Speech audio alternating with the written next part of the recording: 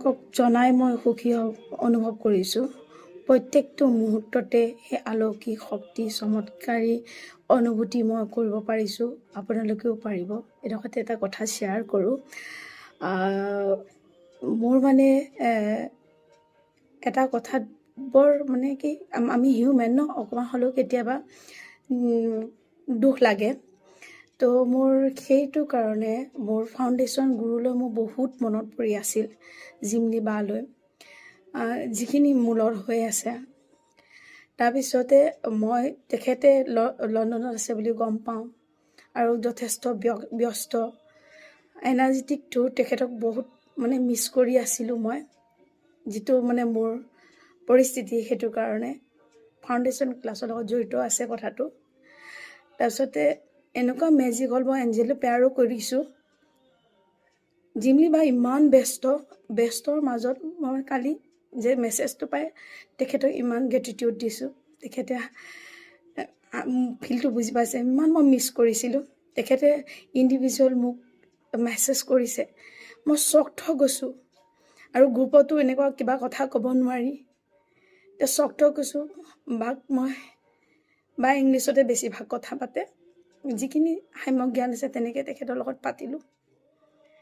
তেখেতক ক'লোঁ অকণমান কথা পাতিব বিচাৰিম। বায়ে কৈছে মই অকণমান ব্যস্ত আছোঁ, পাৰ যদি মইতো মেছেজত এক্সপ্লেইন কৰিব নোৱাৰিম, বা তুমি মোক কল কৰিব পাৰিবা। বায়ে 26 তাৰিখে কল কৰিব। কাৰো ওপৰত একো একশ্যন নলওঁ, খালি গুৰুক মনৰ কথাখিনি ক'ম। মই মানুহ এনেকুৱা হ'ব নাপায়, ভগৱানে দিব। এঞ্জেল আছে আমাৰ লগত, আমাৰ মেছেঞ্জাৰ গড, ন্যায় সদায় কৰিব। মানুহৰ অন্তত চকু পানী দিব নাপায়, কৰি আছে মানে কিছু সংখ্যকে আনন'ইনলি, মানে কি এনেকেই মই ক'ব লাগিব, ঠিক আছে। কিন্তু সেইটো মই ভগৱানক যে বিশ্বাস কৰিলোঁ, এইটো চমৎকাৰ। জিমলি বা ইমান বিজি, কাৰো লগত কথা পাতিব সময় নাই। সেইটো কাৰণে মই এনাৰ্জেটিক থ্ৰু এঞ্জেলক কৈছোঁ, এনাৰ্জেটিক থ্ৰু তেওঁক মিছ কৰিছোঁ। তে ইণ্ডিভিজুৱেল মানে হোৱাটছএপত মোক কণ্টেক্ট কৰি দিছে। এইটো ডাঙৰ মেজিক, মানে তেওঁ মই ব্লেছিং পাই গৈছোঁ। আৰু অইনে কোনেও একো কৰিব নালাগে, মোক হিংসা কৰাসকলে মোক কোনো একো কৰিব নালাগে। যিটো ইনচিডেণ্টৰ কোনো তাত নায়েই, তেওঁলোকে তাত ওপৰত কথা ক'লে কেনেকুৱা লাগে।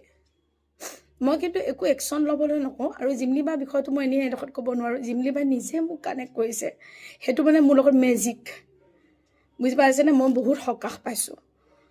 এনেকৈ সদায় ভগৱানক দিব। আপুনি যদি কেতিয়াবা দুখ পায়, ভগৱানে